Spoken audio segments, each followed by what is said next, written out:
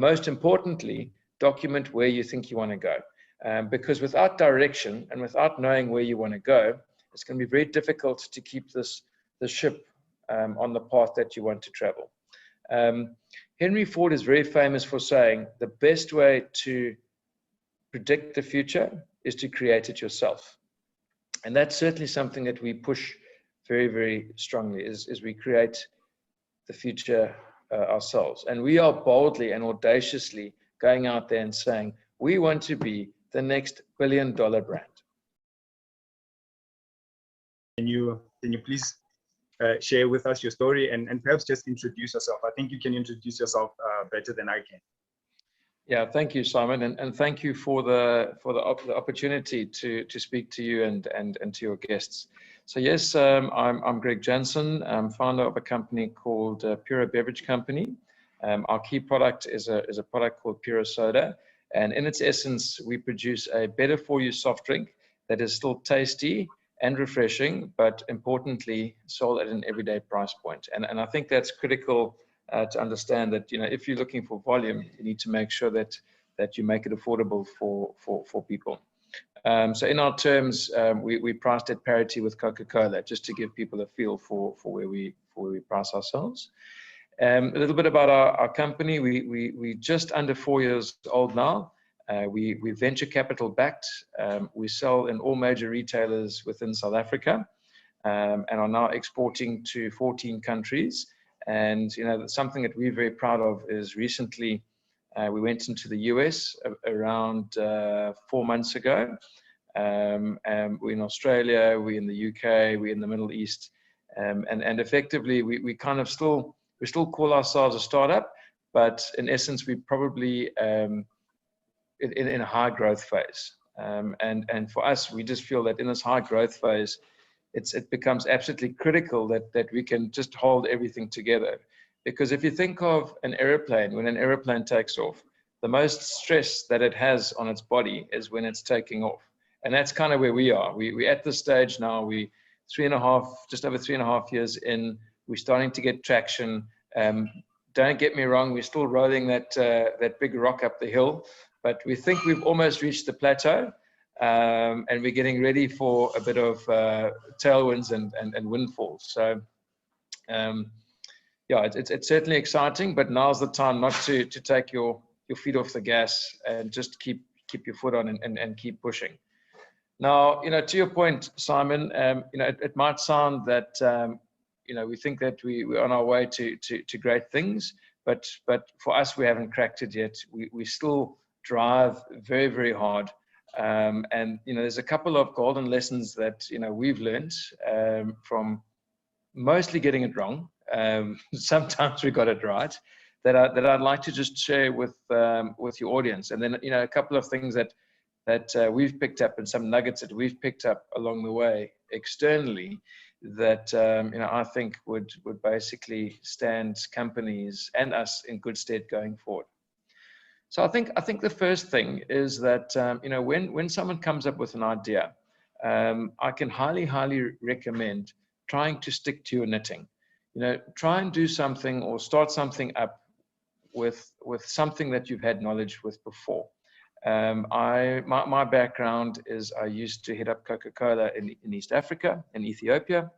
So I had a strong beverage background, and that goes a long way to kind of helping you be successful, because you don't have to relearn a new category or a new industry.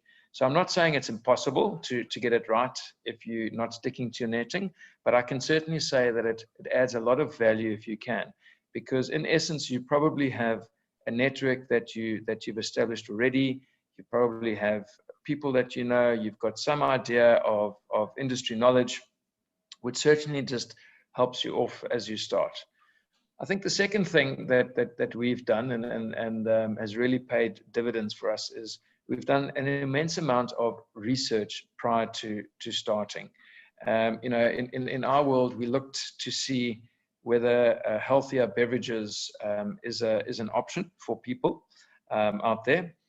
It's certainly something that personally I gravitated towards as I have a sporting background. And having the Coke connection, I think Coca-Cola Coca-Cola is a brilliant product, but I just personally wanted something healthier. So now you've got to say to yourself, okay, well, I'm a customer and I'm looking for that. Now let me see if there's anyone else looking for that. So the first thing you do is speak to family and friends. They're your closest resource, and you say to them, well, I've got this crazy idea. What do you guys think? Would you buy that? And if there's still a couple of nods around the table, even from those people who are normally the naysayers and try to put you off, right? Then you're on a reasonable wicket. I would go further, and we went further. And we spent a little bit of money on commissioning research to basically see, just how in depth this kind of healthier trend is. And what we basically picked up, first of all, off the internet, is that, this kind of everyone wanting to be a little bit healthier is very big around the world. In our world, the sugar tax is now in 30 countries around the world, and is in some cases quite a large contributor to revenue streams, as well as a focus on government for people to be healthier within their country. The whole movement towards naturalness, the whole movement towards people wanting products and ingredients in products that they can pronounce and know what they are. When you look at a bottle of something, or if you look at a product of something, and the ingredient is a number like E577-7, you've got to ask yourself, what the hell is that? Do I really want to eat or drink that? And probably the most interesting thing, and pertinent to a couple of people on this call, that we discovered is that a number of consumers are becoming more and more disillusioned by the big corporates, where that really, really adds value for us smaller players. And the reason being is because a lot of the big corporates are continually being caught out doing interesting things. So if we think of VW and we think of the Dieselgate scandal, we think of Nike, and we think of the whole sweatshop scandal in India, Nestle with milk powder in China, Johnson & Johnson with baby powder in Canada. There's a lot of these things that are coming out, and as a result, we are finding a lot of consumers, and the research we saw, a lot of consumers are looking to want to support that more smaller, homegrown, authentic, take me back to my roots kind of business. And as a startup, I think that's really what we can offer. So those are a couple of key trends that we certainly picked up and we based our business on. I think with that in mind, I can certainly encourage people to find a product or find a business where you are effectively solving a problem or challenge that your consumer has, as opposed to finding a product to sell. Because ultimately that customer or that consumer is going to be the person that's going to make your business a success. And that's what we've done. Everything we do and what we continue to do is based on that continuous business and consumer research and market research. So once we did that, it's about sitting down and having a clear strategy on where we want to go. So sit down, identify where you think you want to go, identify what kind of investment you'd need or tools that you require, both in terms of physical things, maybe it's in terms of staff that you would require as well. And most importantly, document where you think you want to go. Because without direction and without knowing where you want to go, it's going to be very difficult to keep the ship on the path that you want to travel. Henry Ford is very famous for saying the best way to predict the future is to create it yourself.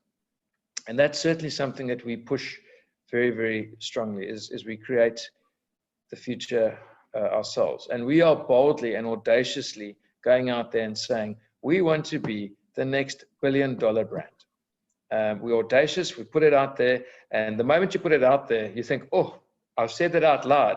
Oh no, people are going to hold me to account. And that's actually what you want, because you want people to come up to you at a barbecue or a braai, at a family gathering, and saying, how's it going? Because that's part of the energy that keeps you absolutely going all the time. So with us putting out this audacious plan, You know, the next thing is to make sure that you kind of have some idea on how you're going to deliver that. And in order to do that, it sounds so simple, but you just have to start. So many people come up with great ideas, you know, whether you're coming up with an idea, daydreaming, looking out the window, whether it's you can't sleep at night between 1 and 3 in the morning, or whether it's an idea you came with when you're on the toilet. The key thing is you just have to start.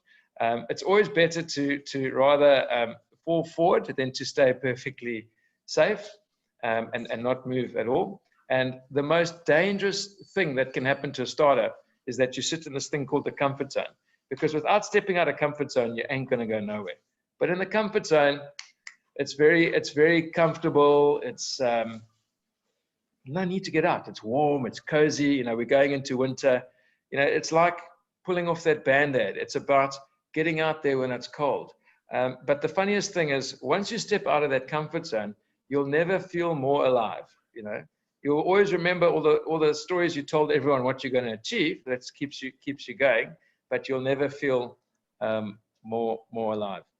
A couple of other things I get asked all the time is, isn't it fantastic being your own boss? And you know, everyone's got all these kind of, let's say, illusions of the great things it is to be your own boss. So you must have all your own time, and you can come and go as you please, and you know, no one tells you what to do, etc. But being your own boss, in my view, means that you need to be even more responsible. So you're responsible for yourself, you're responsible for the direction of your company, you're responsible for the staff and their families as you are basically driving the business.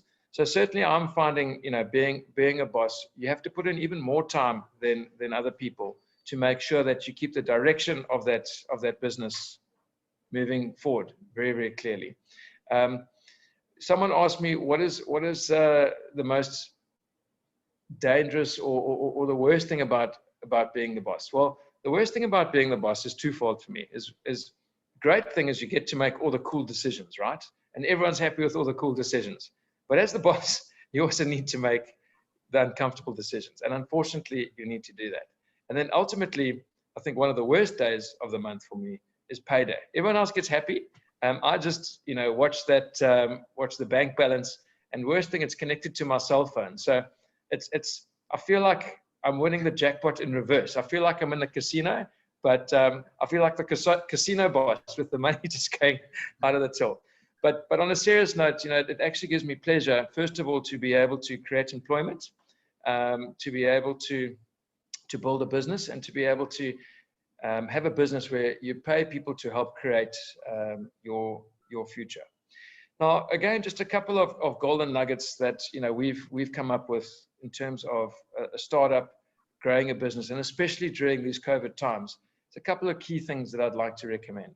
Number one is communicate. And that is communicate with your staff, communicate with your colleagues, communicate with your stakeholders. So that could be your distributors, it could be your suppliers, it could be your customers, but communicate. It's so critical. So what we do is we now have 28 staff all around the country, all around South Africa. We have a formal once a week, let's say Zoom meeting. We started off having. Sorry, Greg.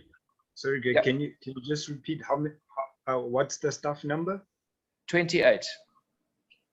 So we've got 28.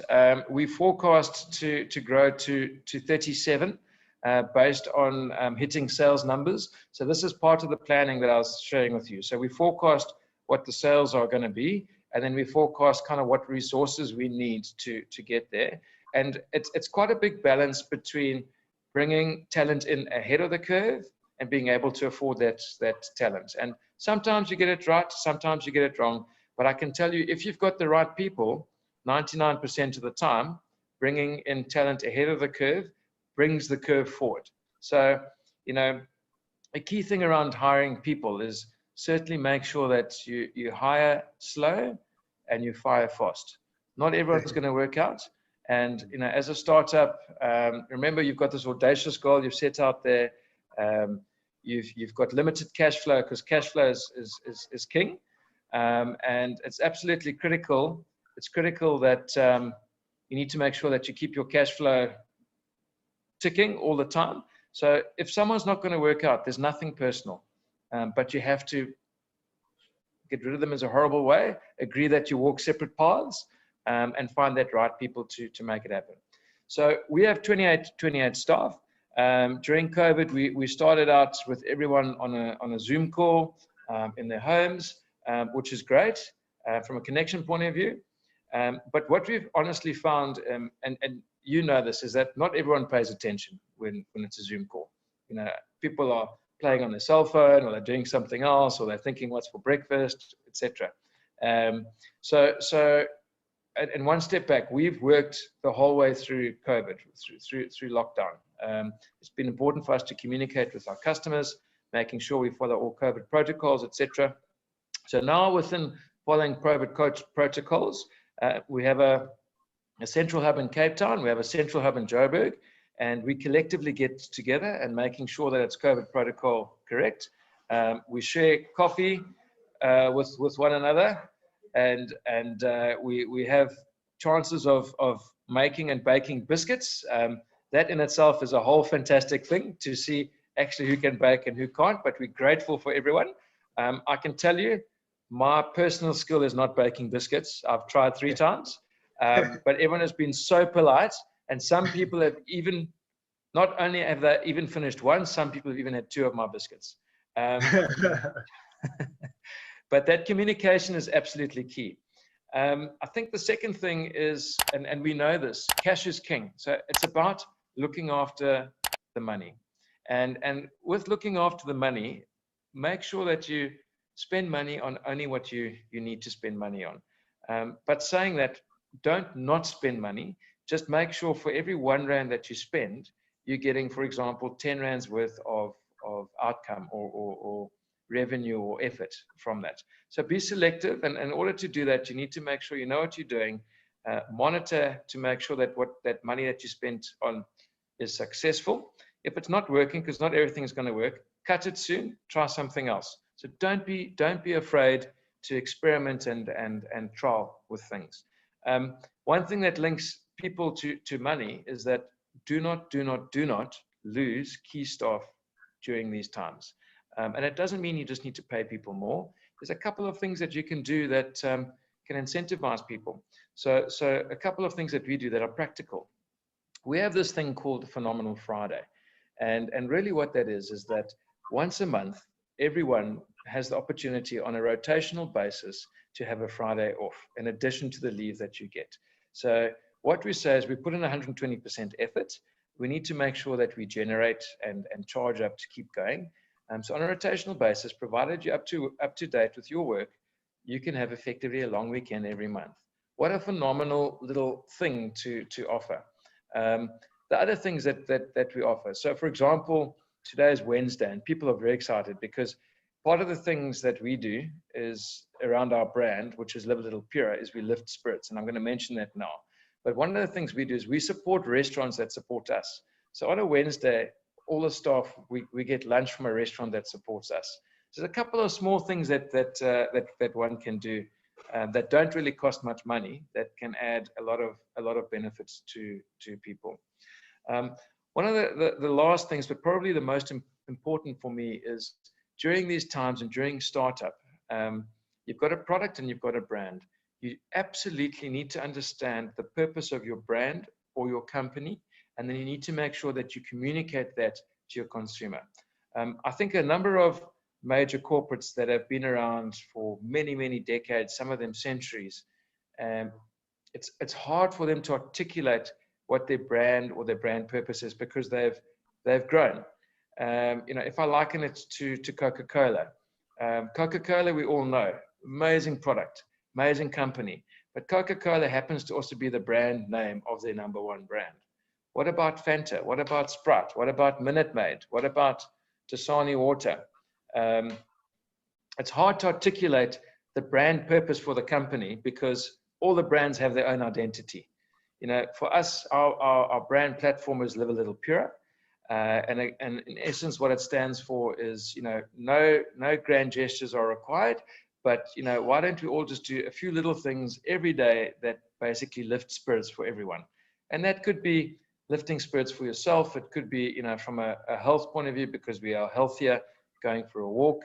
It could be phoning a friend and seeing how they're doing, phoning your grandmother or your grandparents, collecting books for older people. It's whatever it means to you, like lifting spirit in some small way. So we're very clear what our brand purpose is, and we communicate that in a strong way. And I think where we've been fortunate is COVID has really amplified the need or the awareness for everyone to be that a little bit healthier. Most people, including myself during lockdown, let's just say that our clothes are a little bit tighter fitting, this time of year versus last year, which means that I want to be healthier. I don't necessarily want to be healthy, because healthy is expensive, and I don't want to spend money on being healthy. And I don't want to eat or drink stuff that doesn't taste nice, because that doesn't sound like fun either. So this whole healthier, so if I can be healthier in an easy way, is a great place for any companies looking to jump on board of key trends coming through. I think there's huge space in that. But within that, know your brand purpose and drive and communicate that through to the consumer. I came across an amazing article, and it's written by the Harvard Business Review, and it's basically called 10 Truths About Marketing After the Pandemic. And it's very easy to read. And Simon, I'll send it through to you, and you can send it through to the audience. It's a very short read. It's about 3 pages, and it's got these 10 truths. It's basically what the old truth was and what the new truth is with the pandemic. And it just really is insightful in terms of, with this changing world that's totally changed, how do we communicate to that consumer? How do we communicate our brand purpose? And just how important that brand purpose really is in order to get things right. The last 2 things I would like to say and are absolutely paramount to success. Number 1 is mindset. Whether you think you can or you think you can't, you are right. Absolutely make sure that you are positive every single day. There's going to be a lot of people who are going to tell you why things are a bad idea. Don't listen to them. This is the full forward point of view. Get up, be passionate. If you know where you want to go, for us, we want to be the next billion-dollar brand. Be shameless in that positive mindset. And if anyone is negative, call them out. Don't be negative. In our business, we have this jar, and it goes with us to every single meeting. And it's called the problem jar. And if you say the word problem in our business, you've got to put 10 Rand in this jar, and we donate that to charity at the end of the year. Because as a business that is positive and just wants positive mindset all the time, we don't have any problems. We have amazing challenges to overcome, and we have amazing opportunities to figure out and really, hone our skills on. So just the language that you use is important, but mindset and that positive mindset is absolutely critical. The last point I'd like to mention is have fun. You've started something new, have fun. They say that if you find something fun to do and you enjoy what you're doing, you'll never work a day in your life. I absolutely love what I do. It doesn't mean that we don't have hardships. I mean, we were at work until 10 o'clock at night. We were talking to the States, but I'm so excited that we're in the States. And on the way home, the person that I was with, their car broke down. So we ended up, chatting about the different cars that he thinks he should buy now because his car's broken down. But we got home late. But I absolutely love what I'm doing. I'm having so much fun, and it doesn't feel like work, even though we're putting in some long hours. So Simon, I'm hoping I've shared a story that's interesting. I'm hoping I've shared some golden nuggets that we've learned along the way. I'll send you that article. It's absolutely brilliant. It's easy to read, and it's certainly very insightful and useful for people going forward. Fantastic, Greg. Please send us through that article, and we'll forward it to the to the audience. No, you've really shared some key insights which are quite beneficial. Thank you very much for that. I mean, you've ran us through, or there's the love from the audience on the chat. So Thank you so much for the key insights that you shared. And I mean, you've taken us through the journey in terms of how you manage employees, in terms of how you keep them motivated, in terms of because as a business, you cannot thrive on your own. And so when you bring people in, you need to know who to keep, and if you're letting them go, how do you go about it? However, we just like to ask you just a few questions. Is it fine? Sure, go ahead. Okay, so Greg, obviously you mentioned that you worked for Coca-Cola. What led you to this point where you now have your own healthy drink, and how does your drink differ from most of the drinks on the market? Yeah, great question, Simon. So effectively, we are the healthier alternative for carbonated soft drinks. So we are low in sugar. We have a third of sugar of a Coke, Fanta, Sprite. We are 100% natural, so we're full of natural flavors. We've got no colorants, and certainly going internationally now, we've got no preservatives. So we literally are a healthier version of what's out there, but we still taste great. Because on the other side of the coin, you've got all these healthy drinks that are either very expensive. In South African terms, 20 Rand and up, we're 11.99, same price as Coca-Cola. But we also are a very sexy brand. So one of the things is we were voted the hottest beverage for summer 2 years in a row. So if you're looking for something sexy and something new, I'll show you what a can looks like. This is actually what we look like. We're in all major retailers, and we're designed to stand out on the shelf as well. No, that's a very excuse me. That's a very nice can. Now, what was your journey? So when you first thought of the idea, are you a co-founder or you the sole individual who came up with the concept? I'm the sole person that came up with the concept. And again, my journey was a little bit different. Being in the Coke company, you're exposed to global trends to see, what's coming through. And I suppose also working for the #1 beverage company in the world, you're aware of what the company's working on. And, I saw an opportunity in terms of, this whole move towards health and wellness. And I saw that the company wasn't responding quickly enough. Yes, they've got Coke Light and Coke Zero, etc.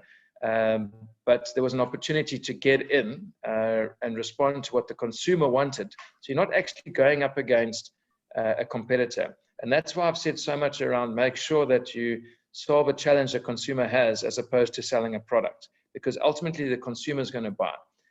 So our competition is not the Cokes, the Pepsis, the Twizzlers, those guys. We are selling to the consumer based on what they want. So to your question, effectively, I saw a gap between where the trends were going and what the consumer is looking for, and kind of what all the big players in the market were putting out. And this opportunity was there. Fantastic. So what were some of your challenges in after COVID? When COVID started, obviously there was a period where it was quite difficult. What were some of the challenges, and how were you able to overcome some of them? Yeah, so I think the biggest challenge is mindset, Simon. When COVID hit, no one knew what was going on. Effectively, we couldn't get product into stores. If you think of the petroleum forecourts, they went down to less than 10% of the existing business because everyone was locked away. So, the first thing you've got to overcome is just a positive mindset, and basically saying, for us, we embraced this and said, wow, what an opportunity. And from a number of places, because number one, we are the healthier alternative. So we thought, everyone's going to be locked away looking for some healthiness. So let's see how we can get out there. The second thing is, with that mindset of art of possibility, looking for opportunities, we were able to get TV slots and radio interviews very, very, very cheap, because all the big guys just didn't, they just stopped all marketing, and people were just looking to fill. So I'm not going to say we got it for free, but it was virtually like that. And we just took this opportunity to say, well, you know what? While everyone's gone quiet, we're going to be out there. And that's really how it was a big breakthrough for us, because again, that 1 rand that we spent, maybe we got 150 rands worth of airtime through that. So mindset was a massive challenge. And probably the second biggest one, and I think everyone can relate to this, is just communication. Everyone just, I don't know, they went and hid under their houses, under their beds, in the sheds. In our world, trying to get a hold of suppliers, distributors, buyers was just a challenge. And that was just hard grit. I'm not saying, you must go and sit outside someone's house in your car and wait for them to go to the shop. But sometimes if that's what you need to do, catch them in between the shop and going back to the car. Yeah, very interesting, Greg. Now you made mention of the fact that advertising came a bit cheaper for you during the COVID period. Can you please speak to us as to the importance of marketing? Because you do give quite a big push. Not everyone sees an importance for marketing. Can you please speak to us as to the importance of marketing in business? Yeah, absolutely, Simon. And marketing is critical. And to make it simple, there's two sides to generating sales. And sales effectively are the lifeblood because they provide the cash flow for your business. There's basically the push side of sales, and there's the pull side of sales. So the push, in essence, is around you getting product in our world into stores. And once it's in stores, making sure that it's packed out onto shelves for people to buy. Now that's very important, because if it's not on the shelf, no one's going to buy that. And that's critical. It makes up roughly what they say is about 60% of a consumer's decision to purchase, is if it's on the shelf and it's packed out. And in our world, that the Pura Soda is packed in the beverage category, not in the baked bean aisle, because you don't look for soft drinks in the baked bean aisle. But now equally important is something called the pull factor. And the pull factor really talks to what are you doing to promote to that consumer that they need to pull this product off the shelf. And that's where marketing comes in. And there's different elements of marketing. There's two elements. There's above the line marketing, which might be what we would call TV, billboards, radio to an extent is what they call through the line, but it's called above the line. And then there's below the line marketing. And below the line marketing is everything that happens in stores or happens in trade. And they are both equally important. I would say that if you have limited budgets, below the line is far more effective at driving sales, and that's certainly how we started. So, below the line in our world would be, put up some point of sale in store to tell people what it is. So if we put, this can on the shelf, it's a great can, looks sexy, it's silver. What is it? To your original point, Simon, why are we different? Well, simply put, we low sugar, we natural flavors, we no colorants. That already says something about our product. So you've got to create some kind of point of sale in store to inform consumer with what the product is about. Another thing you can do, and kind of below the line is to use influencers. Now, I'm not talking about influencers on Instagram and Facebook that earn $1 gazillion by just holding a can and saying, smiling. I'm not talking about those, because those don't add value for your business. Again, those family and friends, they're going to become so important in your life, because your family and friends, if you give them some product and you say to them, you all know 10 people. All I want you to please do is tell 10 people about your product. Again, marketing, you've got to get your product out there. So give some samples to your family and friends. In our world, it's easy because it's beverages, so it's not too expensive. If it's something like a table, etc., you still got to have some choice places. That friend of yours that has all the parties, give him the table and get him to make sure he tells a story about his table every time he has someone around the table. So it's just marketing is so critical to make sure that you create that pull again. But you don't have to jump to radio. You don't have to, do TV, etc. As a bare minimum, you need a website, and you probably also need something on Facebook or on Instagram. And these are things that you can do yourself. It's not difficult. I mean, any cell phone today has a reasonable camera that can take a cool picture. So put a picture on, have a cool little tagline or a cool little message below each photo, and start to get that awareness to create that pull for your consumer out. Sure. Yeah, that was quite in-depth. Thank you very much for that, Greg. So you made mention of the fact that you are venture-backed. Our first speaker is a venture capitalist to some extent, and tomorrow we are having a discussion with the South African Enterprise Finance Agency. How did you secure funding? Yeah, so if you talk to any venture capital, there's kind of three key things that they need to back a business. Is one, they look at what the idea is. They look to see if they believe that what the addressable market is. So, i.e., can this thing scale up? And then they look to see who's the jockey or the person starting it or the team involved. Those are kind of the three things that people look at in our experience. And this is where I say that it really helps if you kind of stick to your knitting, you stick to what you know, because you are then able to apply all that industry experience that you've had on your CV to your CV when you go and ask for money. If you've done well in my worlds, for example, in Coca-Cola, and I'm launching a beverage, people are a lot more inclined to believe you when you say, this is what I want to do, because you've kind of done it before.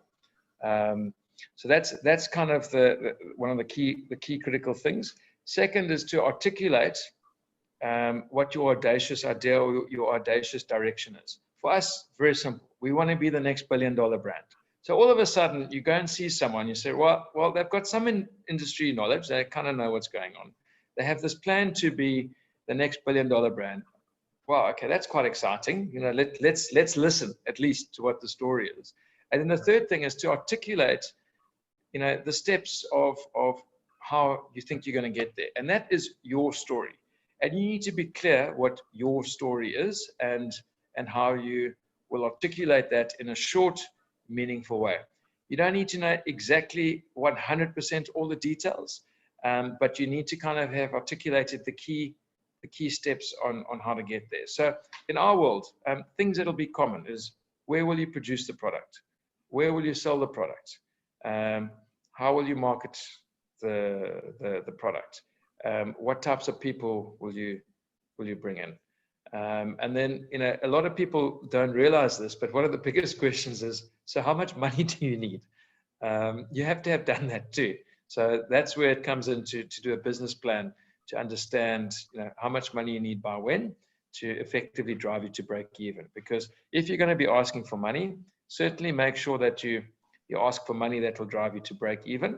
And if your budget says 1, ask for 2, because everything takes twice as long and costs twice as much as what you originally thought it would. Sure. Very practical advice, Greg. Now, if there's anyone who would like to ask Greg a question, you may raise your hand, and then we'll get to your question. So Greg, I have a comment for you that I'd like to just share. Well, I did make mention of it, that we went to the mall, we saw your brand well, Burger King is an American brand. How did you manage to pull that through? Because you were established in 2017. I won't lie, I was shocked to see your candy. Yeah, so it's that mindset piece, Simon. In our world, we don't believe that anything is impossible. So we looked at this and said, how do we amplify our brand? And in terms of our strategy, our next phase now is about partnerships and collaborations. And if we can partner with, let's call it, big American brands, and we have a global listing with Burger King, by the way, it would really help our cause. Now, remember, because we are solving a solution or a problem that the customer has and not selling a product, we can very, very confidently approach, for example, Burger King and say to them, guys, this is what we're hoping to solve. We've got a solution for you. We know that your consumer is looking for something healthier, not something healthy at an everyday price point. Here's the solution. And remember, all this research, and a lot of it is just on Google and on the internet, is out there. The consumer is looking for something better. That's what we did. We approached them shamelessly. We leaned forward. We went to go and see them. We didn't take no for an answer. We let them taste the product, show them about our brand. They loved it. It was a very, very long process because we need to be FDA registered in the States, made sure we've got all our credentials, halal, kosher, ISO 22000 certified. And yeah, now we're in all their restaurants, and we consistently running promotions with them. And they're the first one. There's one or two others. Vita cafes have just come on board as well. The Life and Brand Group has just come on board. So there's a number of others that will be coming on board shortly. But again, it's for us to amplify our brand and our positioning. Fantastic. Greig, you made mention that you were on a call from the US and you were up until 10 in the evening. And so thank you very much for availing your time. You really didn't have to come through, yet you made the time. And that also speaks to the mindset that you have as an entrepreneur, and you have a passion for helping entrepreneurs.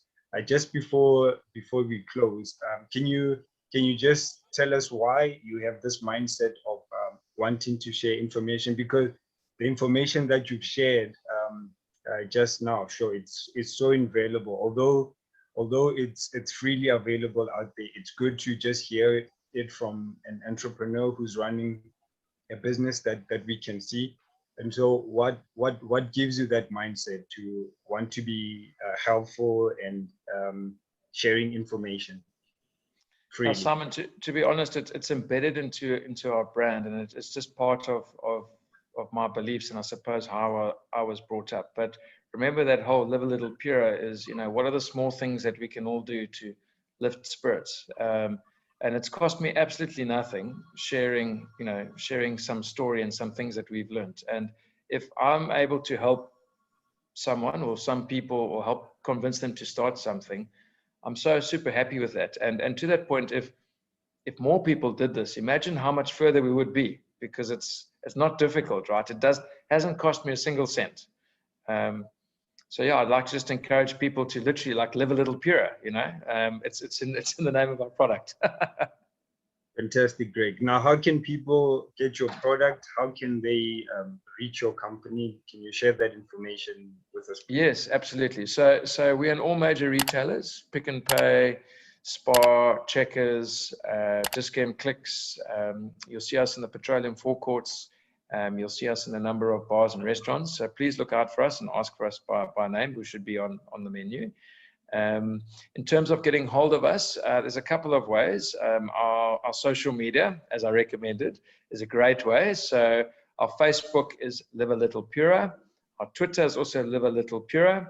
So is our Instagram. We have a website. Our website is www.livealittlepura.com. And then the last way on our website is, we literally have an info@purabeverageco.com, which is all on our social media handles as well. One thing very exciting is we actually have an alcoholic version that we're launching on the 26th of May, which is 2 weeks time. And we're super excited about that. So you'll be able to find us in your local bar and bottle store shortly as well. Sure. Yeah, now I've got an excuse to get some alcohol with me. I'll make mention to my wife that, well, it's healthy alcohol. So exactly. Thank you for making Thanks for making that option available. And thank you so much for your time. We actually look forward to perhaps next year, God willing. We'd like to follow up with you to see some of the things that you've implemented. But for now, thank you for all the insights that you've shared. We'll share some of the key points that you've mentioned on the social media platforms, and we'll put your links that you've mentioned there as well. So thank you also to the audience for making the time. We know it's been quite a long stretch from 9:30 up until now. Thank you for sticking through. It also speaks to the drive that you have in terms of business. And thank you once again to Greig Jansen. We're going to just conclude off with a video that will just show you a preview of the speakers that we saw today and a preview of what's coming up tomorrow.